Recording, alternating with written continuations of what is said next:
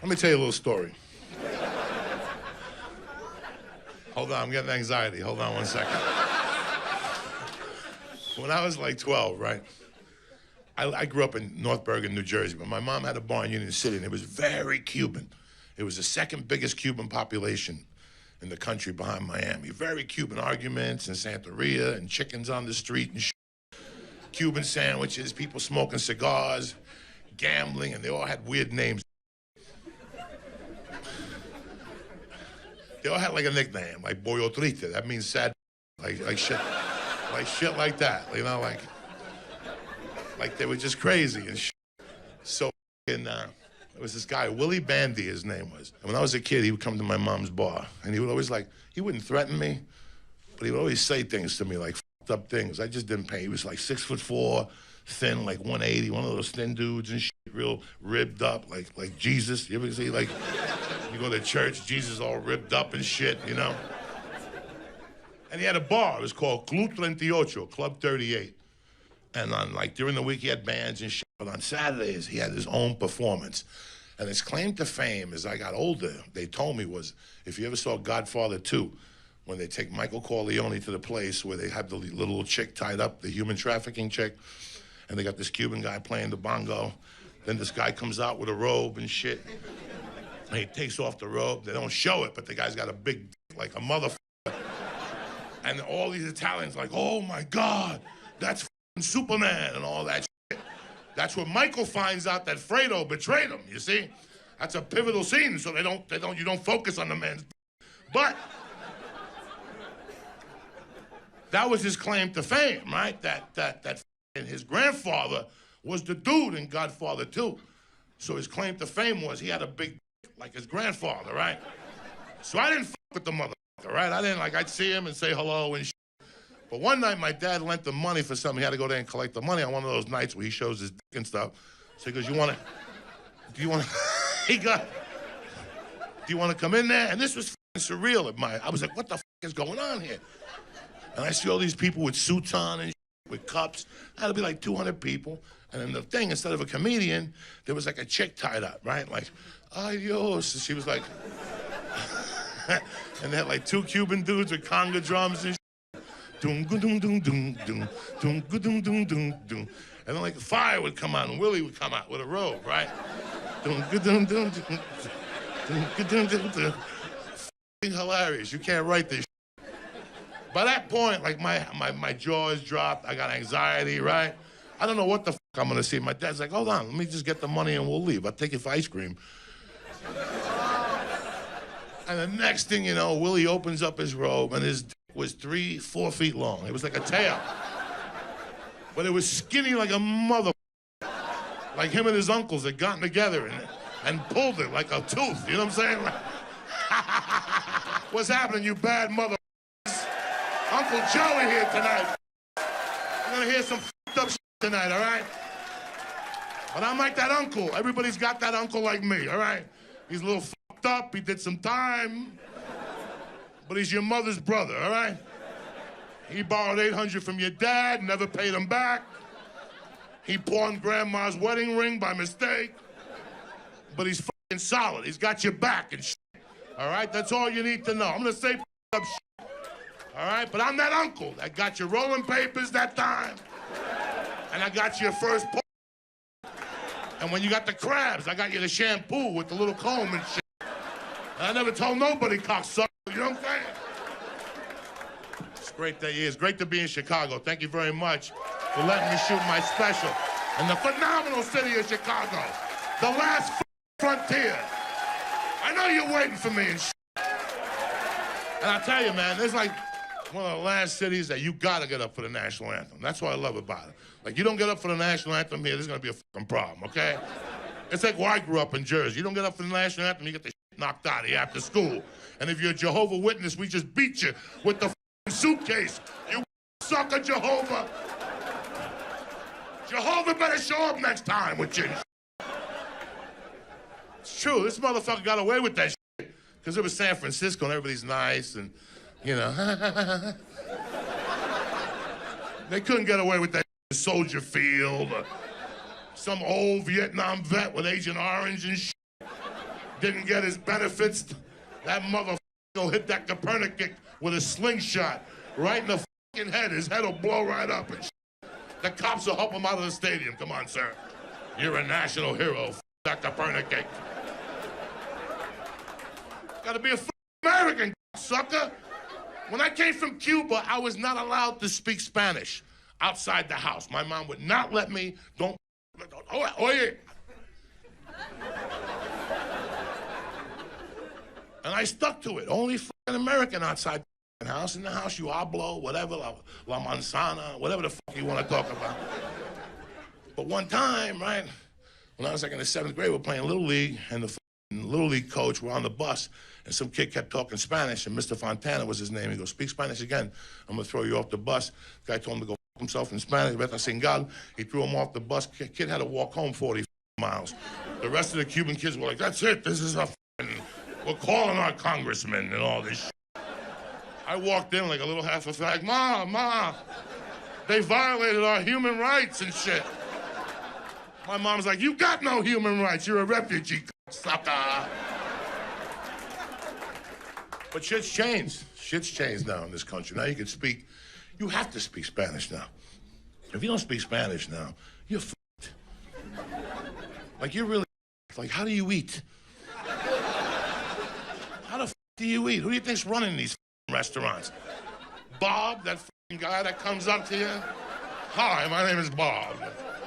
The special of the day is grilled zucchini. I smoked 18 joints, Bob, okay? Bring me something. Show up with something, sucker.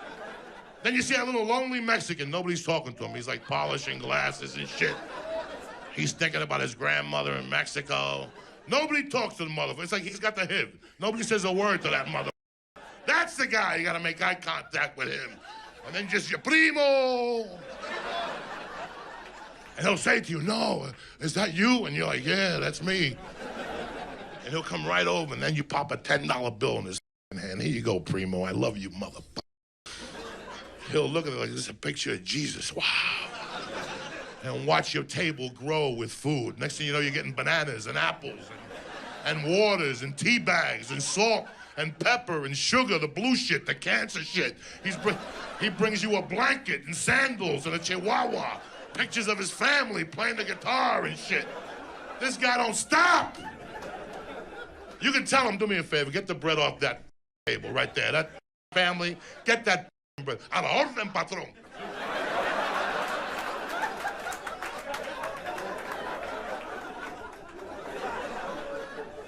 That's loyalty, suckers, right there. You don't get that type of loyalty no more. What happened to Bernie Sanders? What happened? 8 weeks ago, you're jumping up and down. Ha ha! Bernie Folky man. Ha ha! He gets an envelope, he disappears like fucking Benny Hoffa, whatever his name is. Jimmy Hoffa, Benny Hoffa, I don't know nothing. You just forgot about him, like the tranny bathroom. You just forgot about it and shit. Piss outside, you When you make up your mind, come on back here. Well, I forgot about the tranny bathroom, suckers. But you can't. You got to be nice now. All right, everybody, that's what we strive for. Nobody can be honest. You can't voice an opinion. Thank you. People get upset. You won't be invited to barbecues anymore and shit. You know, look at you all weird. That's the guy that called her a fat lesbian. Everybody's too fucking nice, and we're faking the funk. It's like when the kid fell into the fucking gorilla exhibit. Who gives a fuck about the gorilla? But the next day, 80 people showed up there marching, save the gorilla, don't shoot the gorilla. Don't you have a fucking job? Don't you have a life? You have a connection with this fucking gorilla? What's wrong with you people? Don't you know these zoos are fucking rigged and shit? We don't have good fucking zoos over here no more. There's like 4 good zoos in the country, that's it. That's it. San Diego, they got a reptile in Miami. That's it. All the rest of them, we got bum animals. You ever go to the zoo with your kid, the gorilla's whacking off. He's got a finger in his butt, smelling it and shit. The assistant has to cut the banana up for him, and he looks at it like it's a fucking, you know. Go to China. Go to a zoo in China. Go ahead. They fucking got the best animals over there. The fucking gorillas are dressed up like the Beatles, playing. They're reading fortunes and shit. The fucking giraffes are ice skating. But you know what, man? I didn't know nothing about zoos. I didn't know anything about zoos. I'm like you guys. Well, you know, who does coke and goes to the zoo? You know what I'm saying? But then I had a baby, so now I gotta go to the zoo the last 3 years and make believe like I give a fuck, you know? You see, $20 to walk uphill to see a tiger that just came from chemo. He got no hair left. He got flies all over him and shit. He's sleeping half the time. What's wrong with the cat? He's sedated. They gave him a Cosby pill, that poor leopard. I'm throwing rocks at that motherfucker. He don't give a fuck. And don't get me wrong, I love animals, all right? I love animals. You go in my trunk right now, I got cat food, dog food, and a ball to lure them like a pedophile. You follow me?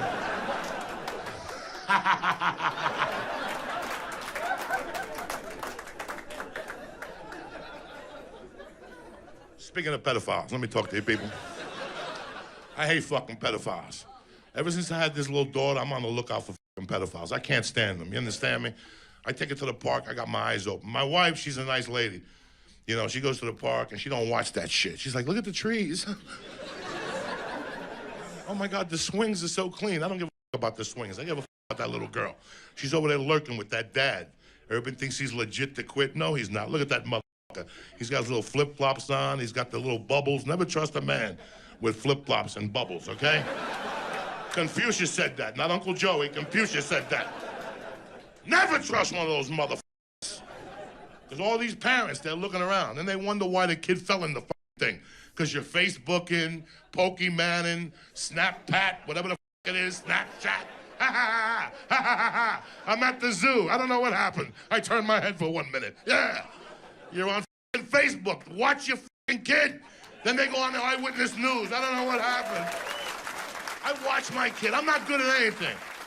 But I will lock into that motherfucker because I'm a felon. I know what a pedophile looks like.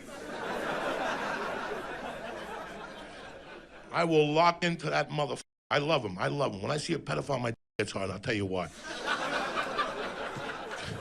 Because it's entertainment for Uncle Joey. I know I'm gonna get my paws on this guy. I don't blow the whistle on him. I fucking lure him in. I become his friend. I give him $5. Get more bubbles. Yeah, like. The kids love it. Yeah. Thursday nights by my house, NoHo Park. They have this park, and all the people get together with food trucks. I hate those food truck people too, and I hate those food trucks. That food sucks. Just some. Oh, we love food trucks. What the? You eat a fucking sandwich. You're writing a suicide note from the smoke in the truck and shit. What is wrong with these people? That food sucks. But I go because my daughter's there's property and people talk to each other and there's other little fucking misfits running around. But I've been watching this bubble guy since day one. This guy I knew. I didn't go home and do a background check. I didn't do nothing. I just knew he was a creepy mother. He's got a bicycle. He's got a little basket. He's got like rope in the back. I don't know what the fuck he's doing. The rope did it. I'm watching this sucker, right? And he's got like 3 kids, but he had like the old-fashioned bubble guy. Like he had the little old thing that you dip it in. When you got one of those, you only lure like 3 kids. You do. I was watching. I pay attention to this shit. I may believe like I'm mingling, but the whole time I got the fucking eye watching this sucker. On alert, motherfuckers. On alert. So the first food truck season, you know, he didn't really do really well. You know what I'm saying? Because he had that old-fashioned shit. He'd only get like 3 kids. I would send my daughter over there to go over there and play with the bubble guy. I would watch him the whole time. So he went away for the holidays. He went back to Florida to visit his uncles or whatever. And that's where all the perverts go to the off-season. You go to Florida and get together with other fucking pedophiles. What do? Well, you get a fishing rope and you put a spare rib at the end, whatever the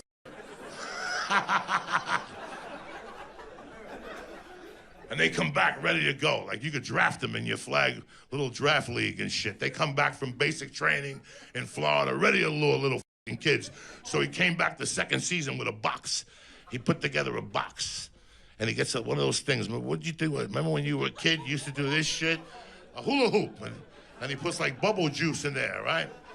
And he dips the hula hoop and he goes like this. And now he gets big bubbles. Now he gets big crowds. Now he's got, his percentages are higher. You know what I'm saying? But I'm eyeballing this sucker the whole time, you know what I'm saying? I got him down and shit. And how he gets him is he waits for the bubbles to break, and they go in the little kid's eyes. And when they go like that, he scoops them up and tackles them and shit. But I'm right there. I grab that sucker. See, that's why I come in like a superhero. Again, I'm not a crime stop. I grab that sucker, I take him, I drag him a little bit, stab him in the stomach a few times. Take an ear, and then dial 911. You're not gonna believe this, officer. He came at me with a bubble machine. I had a... He's probably wanted in Idaho or something like that. I got a reward, and who makes out like a doctor here? You follow me? Who makes out?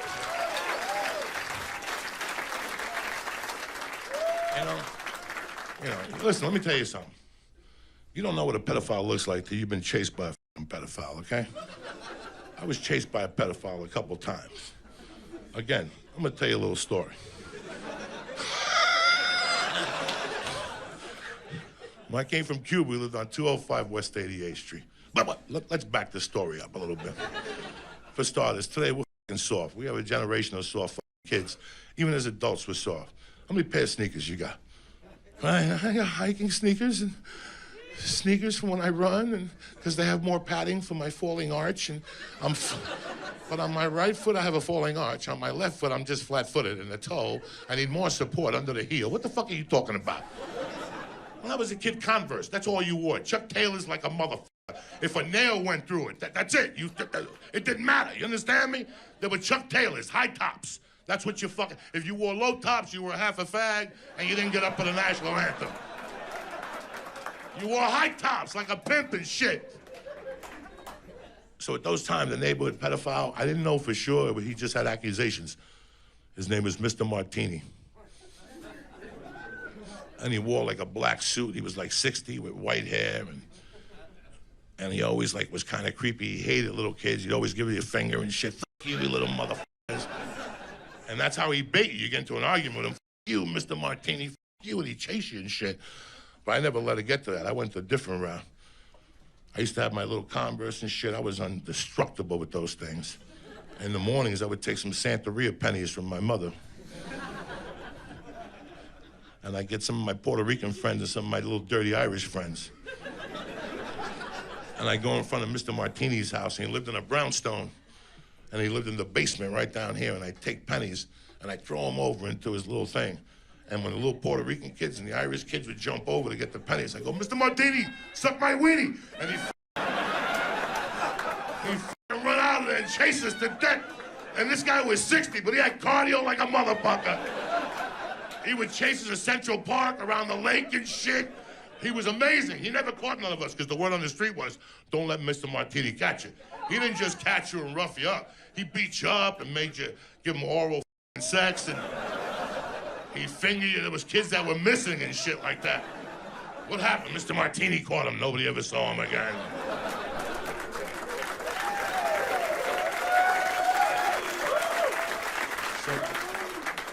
So Mr. Martini, right? I couldn't believe it. He almost caught me one day. And I'm sitting there watching TV with my parents, and all of a sudden they have this advertising for PF flyers, that they make you jump higher and run faster. I'm like, fuck it, I'm in, because now Mr. Martini can't fuck with me, you know what I'm saying? So I talked my mother into going down there and getting me PF flyers. Mr. Martini, she's like, what are you talking about? He's a fucking pervert, whatever. So I get my PF flyers. Now I'm ready to torment Mr. Martini even better than before. I got a handful of pennies. I get my little goombas. And we go down there. Let's fuck with Mr. Martini. You ready? And they're like, at this point, they still trusted me. They didn't know. As soon as I threw the pennies over, I was going to holler at Mr. Martini to get us. So I throw the pennies over. They jump over. Mr. Martini, suck my weenie. He wasn't downstairs. He wasn't downstairs. He jumped out of the fucking hallway, just leaped at us. And he's on us like a bad motherfucker that day. And he was on fire. He chased us from 88th Street to 127th in Harlem, down to West Side Highway, 12 avenues down, all the way down to 54th Street. We're like 7. I'm looking at these other little dirty bats. I'm like, we gotta kick it up here. We're fucking 7. This guy's 80, and he's on our heels. We lose this little prick, right? We lose him. We're on the corner, 88th and Broadway. It's wintertime. It's Christmas time. They're selling Christmas trees. I'm looking at one of the trees because it's acting a little weird. You know what I'm saying? And all of a sudden, I see two hands open up this bush, and it's Mr. Martini in the flesh. But as he jumps over to go get us, I look to see what the he's got on his feet. Because that's what I want. Whatever he's got on his feet, those are the sneakers I need. There were no sneakers. He had these black Jewish shoes. You ever see him? Like Jew sneakers, black with the thick rubber bottom. I ran home. Ma, I want Jew sneakers and shit.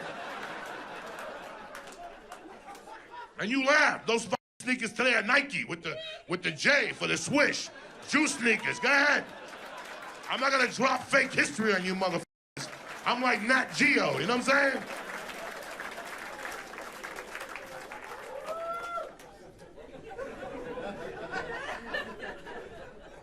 Had surgery recently.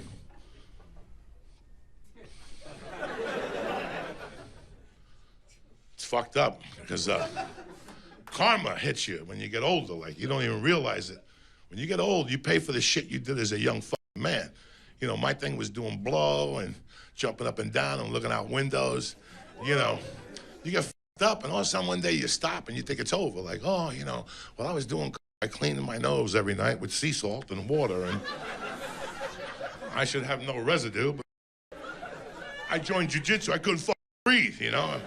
And I thought I was a fat no, because I couldn't breathe out. People like, listen, you got to breathe in through your nose. You're a mouth dude. So I went to the doctor finally. He's like, Joey, you can't breathe. You know, this fucking PPO, whatever this insurance is. You got to go see your family physician. Then he sends you to another fucking guy. And the first doctor they sent me to, I felt the karma. His name was Dr. Line.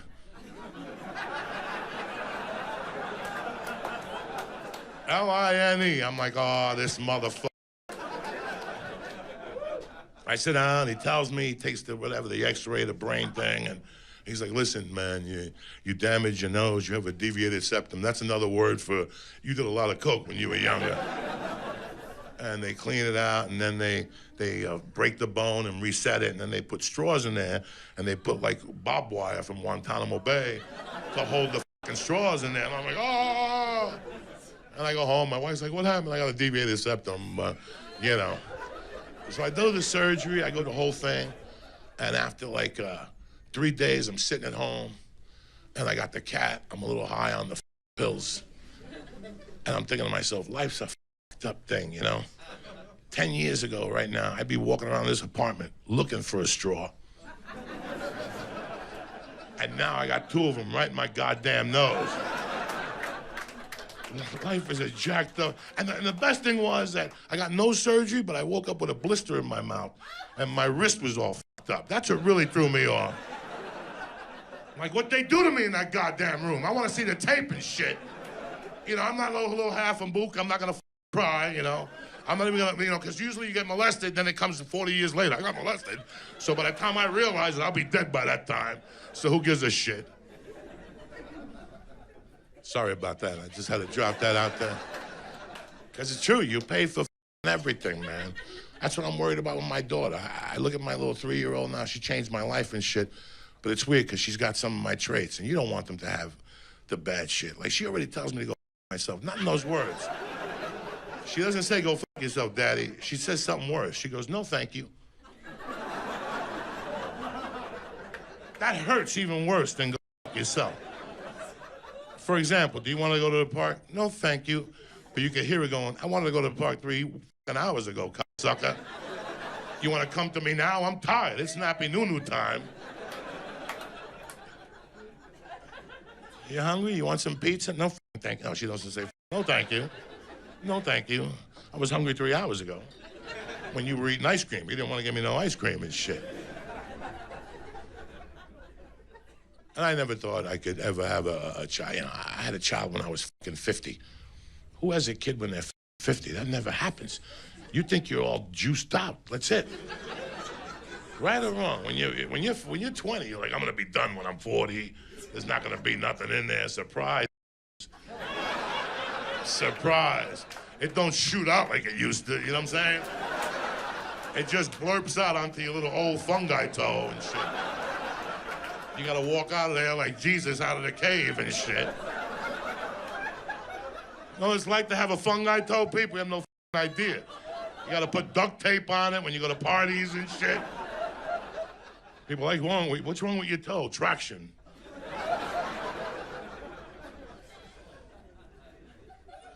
But here's what killed me about the fungi toe. I didn't know how I really... It's very tough to talk about, but who gives a point? You know what I'm saying? I even put CBD on. It don't work. Nothing works. I got a pot plant going out of my toe now and shit. Every time I rub it, I smell it, I get high with the... It's like a mushroom toe. You know what I'm saying?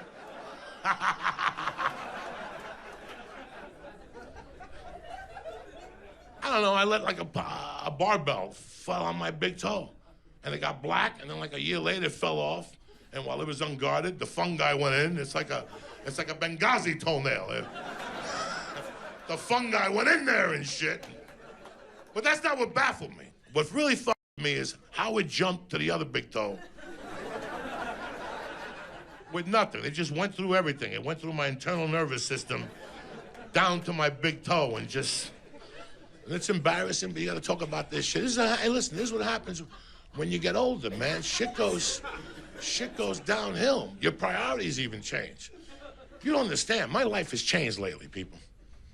Changed. The last 2 months, I'm a new person.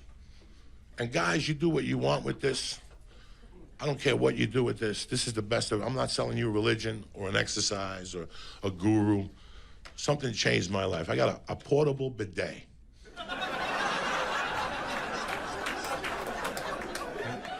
Now, I had a bidet to the age of 15, and once they took it away, it scarred me psychologically. Something was wrong with me. Something's wrong with me. I'd have to go see a psychiatrist. Once I got the bidet, my youth came back to me. It was unbelievable. I will sit on that bidet and just think about nothing. That little water hitting your muffler, you just sit there. All your problems go away. Everything. It's better than that soap they used to have. Caldor, Calgon, take me away. Calgon. This is a bidet. You just sit there and you let that water hit your muffler and everything. And then it hits the back of your scrotum, so it's cleaning at the same time.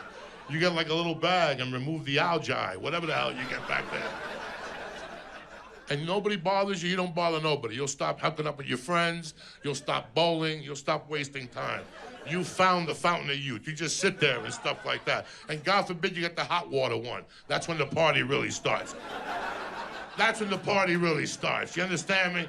That's when you throw the TV out the window. It's over. Fuck Facebook. I'm done with Facebook. I got a bidet. I don't need no social media.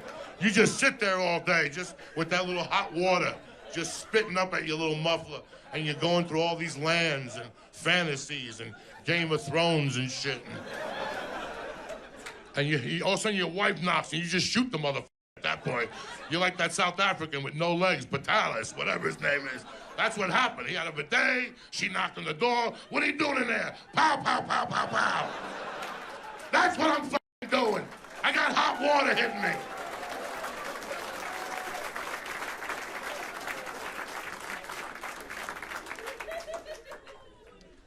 A little beyond the politically incorrect. You know how that goes. Wouldn't be a good show if I couldn't talk what the fuck was in my heart, you know? We don't live it. You got to be careful now. You got to be very careful. Every Monday, somebody says something, somebody gets offended. People get very offended now. We live in a time when, oh my God, every day somebody gets offended. I started thinking about it. When I first came here from Cuba, there was 3 types of Gentiles.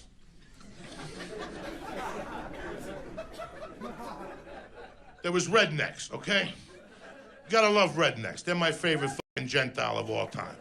My in-laws are rednecks. They watch girls softball, they're entertained. They watch CNN, it's like a horror movie. They sit there in fear. Oh my God, the Zika virus, what? But they're beautiful people. They don't bother nobody. They sit on their couch. Then you had like blue-collar people, like us, Jersey, Chicago suburbs, you know. We dig, we paint, we build houses, we work with our fucking hands in the winter. We got no class, we scratch our balls, right?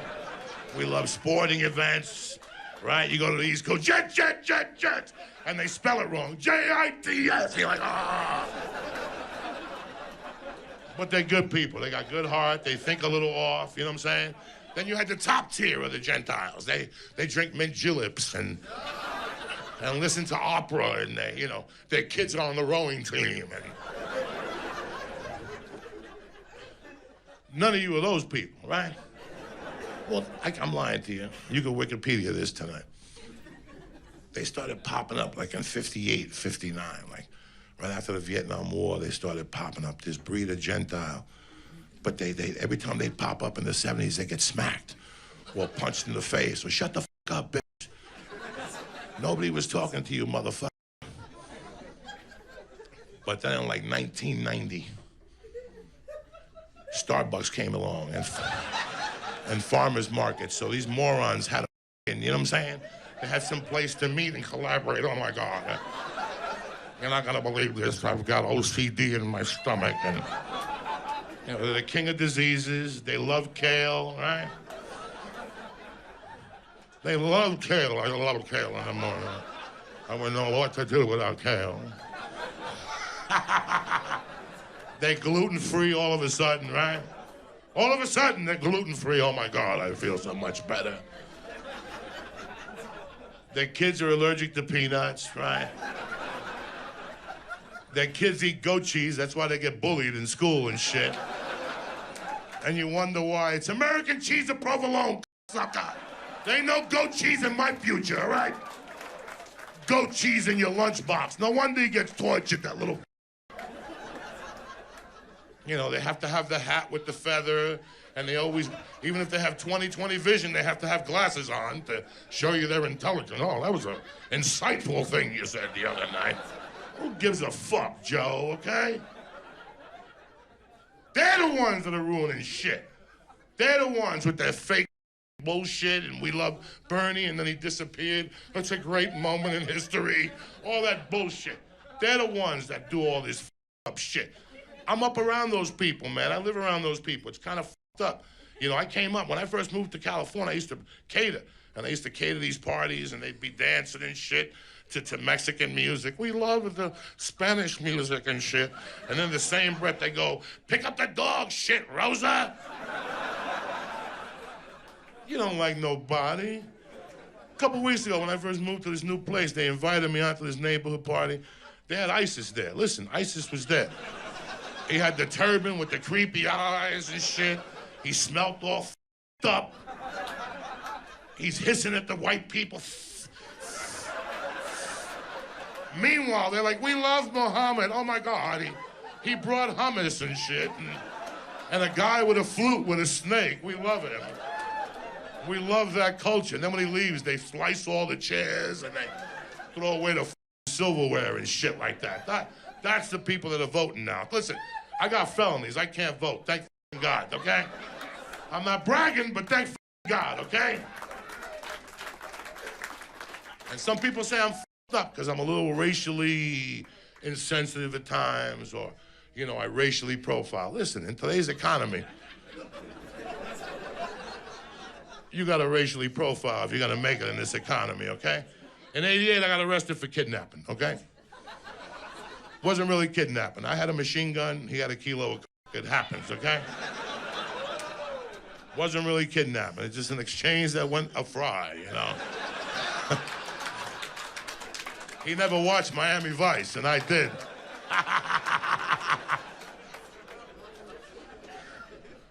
But I got a Jewish attorney.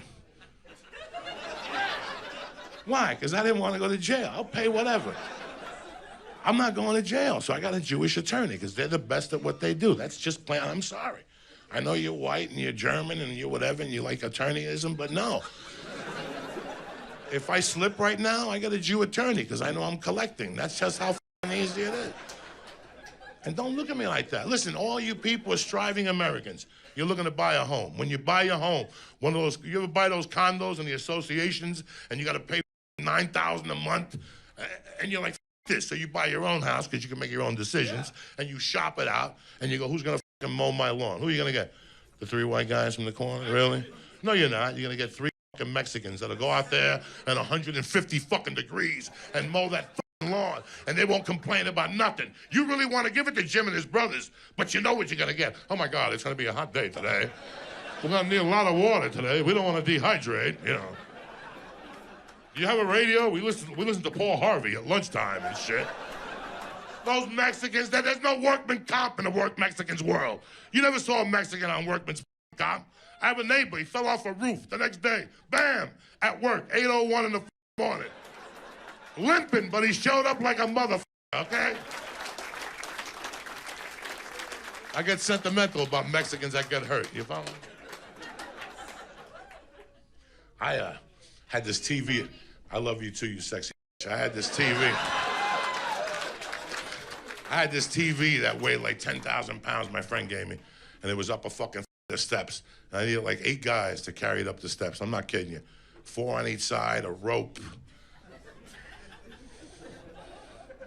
You get it up there, after a month, the remote breaks and the TV's out of stock, so you can't fix the remote. So you couldn't watch the TV unless you know, it was like on 98, and you would go deaf listening to it. So I had to get rid of it.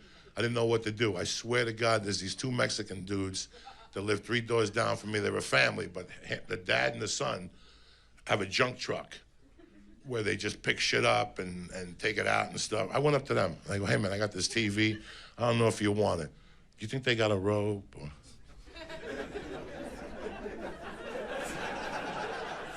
Do you think they got a carpet? Or they put like a weightlifting belt on? You ever see those dudes? They were out there like eating a burrito, minding their own business. And I walked up to them. There was no warm-up. They just walked up the stairs. I swear to God, looked at it. He told his son, open the door. His son opened the door. He got 60 and his son's like 20. He just picked up the TV and put on his son's back. They didn't take the door off the hinges. There was no measuring. There was no Copernicus thinking, oh my God, well, that's a big doorway. I don't know. These 2 Mexicans ran down the block. It was like those dudes that were carrying Grace Jones in that.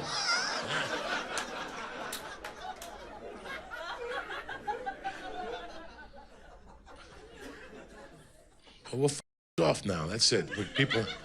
We're soft. That's it. Nobody wants to look at us destroying the country. We're getting destroyed by egg whites. That's what makes all of us weak as men. We're weak. Keep eating those fucking egg whites. Let me ask you guys a question. As family, you know I love you to death. You ever on somebody's the shit that drips? That's the egg white, okay? Next time you eat the egg white, think of the shit that drips. The egg yolk sticks to the breast, does it not? They got a loofah that motherfucker off.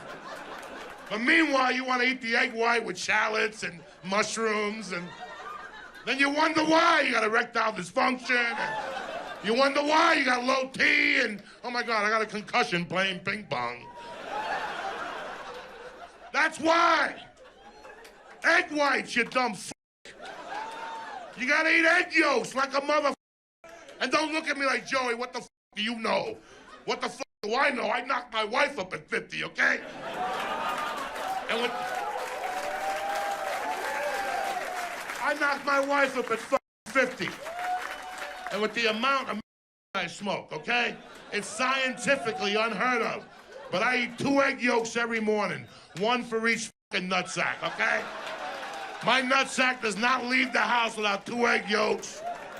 No potatoes. You know I'm against the carbs like a motherfucker.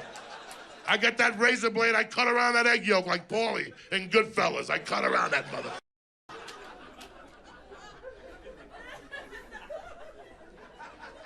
Keep eating those egg whites, suckers. And listen, I got nothing to listen. We've all gotten erectile dysfunction. But not like when you're playing at the park. My dick is harder than hell. You understand me? It's when you're like, you know, doing blow. Like when you do blow, you get dead. Remember, right? It goes all the way into your nutsack. You gotta get a lighter, put it under there. It pops out. Yeah. Hold on, give me 5 minutes. You know, that type of shit.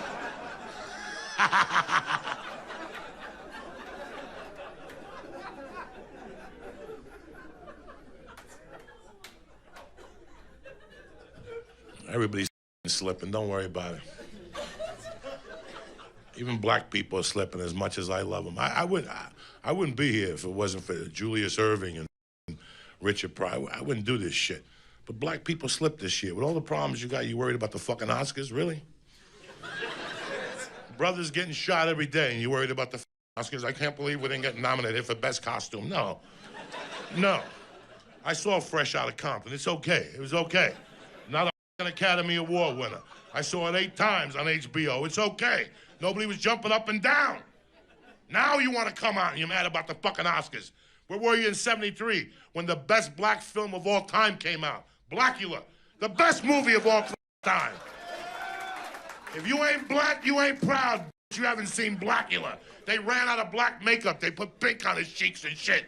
He didn't even have a cape. That's how bad he was. He was half vampire and half pimp. That's never been written before. He didn't even bite you in the neck. He just sucked his horn. That's it. He just went like this with his cape, and a big black thing came out, like Willie Vandy and shit.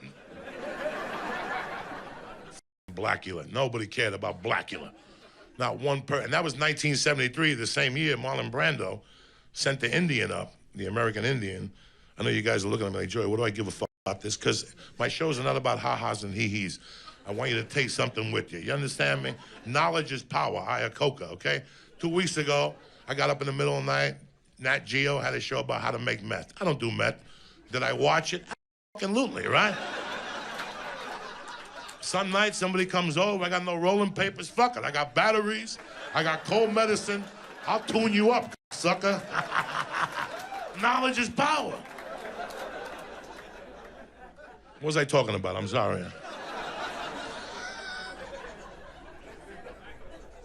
Yeah, Brando sends this American Indian up because they're protesting American Indians, and not one black guy got up and said, "F the Indians, how about Blackula, sucker?"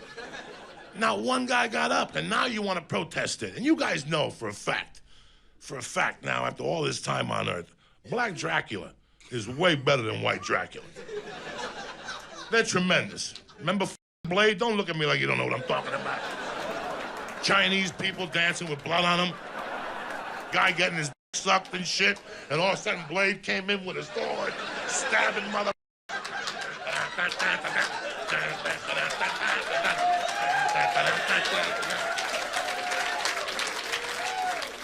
That's a tremendous motion picture.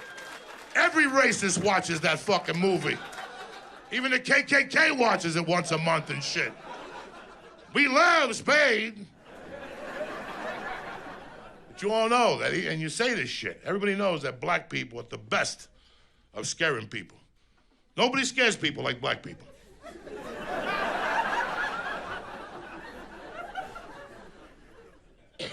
Definitely out of jokes. I don't fucking know what happened. You know what I'm saying? Sometimes I'm just getting old, man. I'm getting old. The fungi toe. I got this little fucking girl I gotta raise and shit. And that's enough pressure. When you gotta raise a little girl, that's enough pressure when you're a fucking savage. You know, my life has changed completely.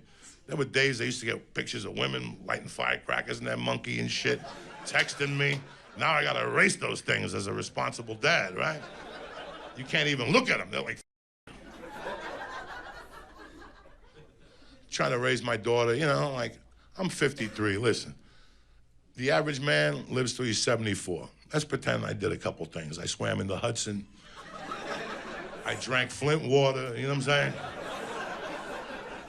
I'm not gonna live to 74. So I gotta do what I could do now. I don't want my daughter to grow up to be a victim. I don't want her outside the YMCA crying with a teddy bear, let me in and shit. I want her to stab motherfuckers. I ain't with you people. I swear to God, I can't have that shit in my house. Last week at daycare, I watch her. I take her to daycare. If I'm home, I walk her and pick her the up. I need that responsibility because I failed once as a parent. We'll get to that later. So this time I do it the right. And I walk her and I let her know I got her back. And the other day I took her to school and some kid pushed her a little bit. And she didn't know, you know, when they're that, I don't want her life virginity to be broken yet. You have two virginities. You have your little monkey virginity and your life virginity, right? Like my life virginity broke at 5. I got hit in the head with a fucking thermos.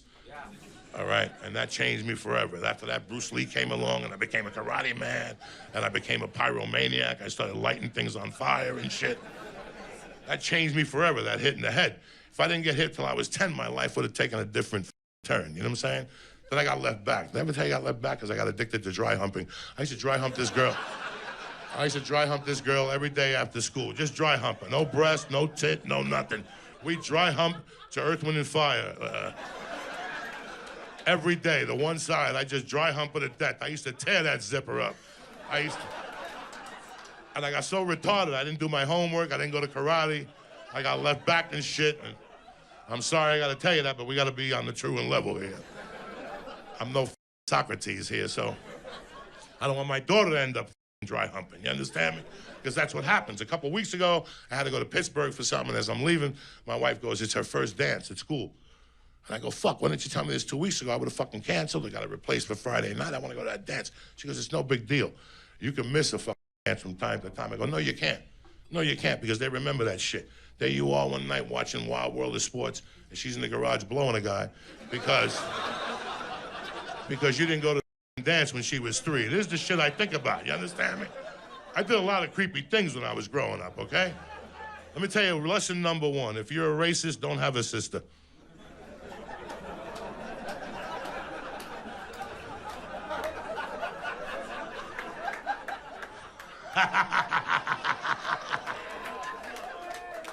That one just works by itself, you know what I'm saying?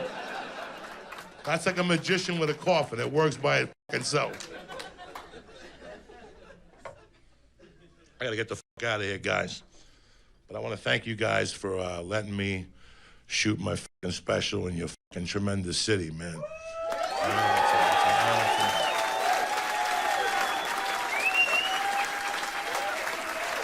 I did it.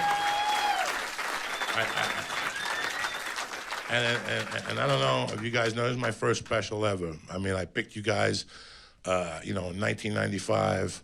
I got into a divorce, The bitch took my fucking mustard. Who takes your mustard? Has anybody ever taken your mustard? It cuts deep, you understand me? Nobody takes your fucking mustard. You people are Chicago people. Can you imagine? You make a hot dog, you put a pickle on it, and you're ready to throw the mustard on that motherfucker, and there's no mustard in your house. You'll run to a house and stab her 3 times out of principle. And the same cop that lets off the Vietnam vet at the stadium will let you off that day. She did what? She took your motherfucking mustard. I hope you stabbed her 18 times and shit. But I didn't go for it, so I lost a child. Like, I lost a kid in a divorce type deal. Like, the kid and me don't talk, you know what I'm saying? So I had a decision to make in 1995, because I was gonna kill those motherfuckers. You know me, dog. When you got 1 foot in the grave, 1 a banana peel, I had nothing to lose. And they kept fucking me. And at that time, I was just starting comedy. I used to come home at night and cry myself to sleep and shit. Like, I would write the clubs I wanted to perform at. Like, I'm not going to be good enough. And then it don't matter, because I'm going to end up in jail. And I kept saying that shit to myself. I'm going to go to jail. I'm going to stab her and the boyfriend. And I'm going to go to jail and get a fax machine and fax jokes to Jay Leno and shit. That was my future, I swear to God. And one day, he called me a spick and shit. And I had 2 felonies, right? And I smacked him, and the cop came, but I had done community. Listen, I got caught shoplifting one day a CD. I used to go to Sears when I was broke, and I'd take like a whole case of CDs and sell them for $8 a pop. And one day I got caught while I was out on a felony charge, so I couldn't tell them who I was. So this is the same cops that arrested me on the felony charge. I gave them a different name. That's how cool I was. Okay? They were in the jail calling me Jose, but on the paper, I had like Carlos or something like that, right? And they're like, how you doing, Jose? And I'm fingerprinting and shit. So I talked my way out of there. Let me tell you how God and fucking life is fucked up. So I went back, like, I didn't just get out. I had to call like a girlfriend and go, hi, this is Carlos Perez, or whatever name I gave her. Remember, I took you out on a date last week, and she's like, this is Joey. I'm going, this is Carlos Perez. I lost my wallet. Come to the station and bail me out. So she came and bailed me. I was like, a $50 bail, but I needed somebody because I had no wallet on me. I had a wallet. It was in my car. They didn't know that. The whole time, I just got out of jail for kidnapping. And I'm in there again for shoplifting, and they can't tell the difference. But me being the asshole that I did, I even went back to court as Carlos, the shoplifter, right? You know why? Because I'm fucking loyal. That's why. And they sentenced me to 6 months, but community service. So I go, you know what? I'm gonna go do community service at the HIV place. And I would go over there and sweep and shovel snow, and I would paint the wall, and there was a cop there. And me and the cop would talk every day, like, what's up, dude? Nothing, how you doing? Joey, what makes you come down here? I'm on probation, what'd you do? And we just became friends. So I finished my 6 months of doing fucking wall at the AIDS place, and I did it on time, and I forgot all about it. So this one day I'm with my 3-year-old, she was 5 at the time, this is 20 years ago, and I'm gonna drop her off, and she says, Joey, what does spick mean? And I go, it means a Spanish person. Who told you this? And she goes, every time you call the house, that's what mommy's boyfriend calls you. So I said, I'm gonna f this motherfucker up, right? So that was it.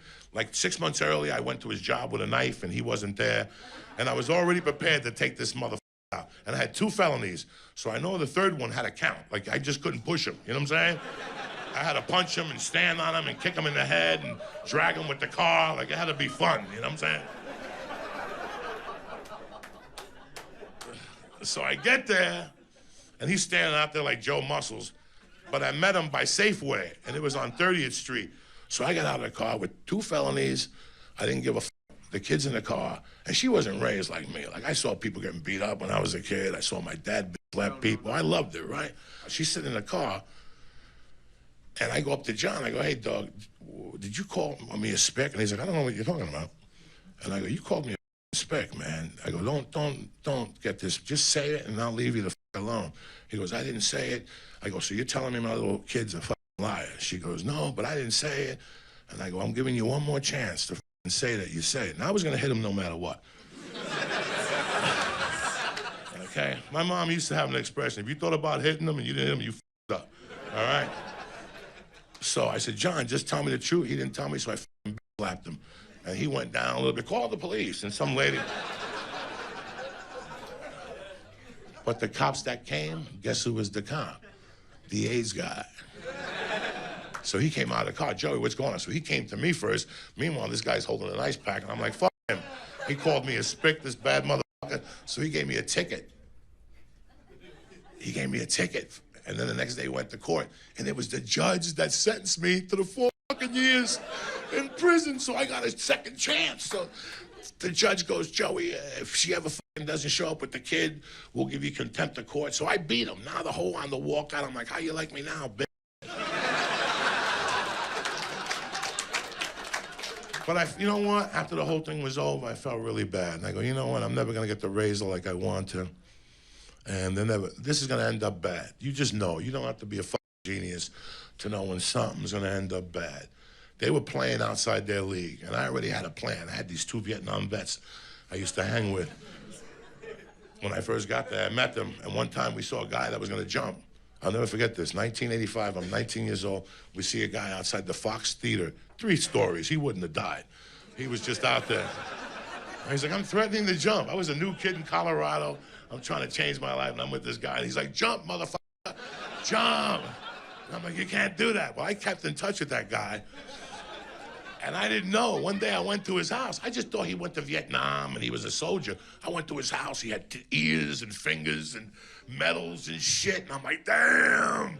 He had machine guns. And he's like, I'll kill anybody. I go, listen. Help me kill my ex-wife. And he was brilliant. He was brilliant. This motherfucker, like, we're not going to shoot it. We're going to kidnap her and take it to the park and rub maple syrup on it. And then leave her out there overnight and let the bears get her. You ever see what happens when a bear gets you at night? They only leave an elbow and a tooth. That's it. And you know what, guys? That's not what I was about. I wanted to be a comedian, and I wanted to do something with my life, you know? Like I really did. Even with my 2 felonies and my up head, I'm like, if I could just turn my life around a little bit, I could be her father with no drama. Well, it didn't turn out that way, you know what I'm saying? It turned out a different way, but I got a second chance at a family. And guess what? And I got my first special, and you guys are a part of it. Thank you very much.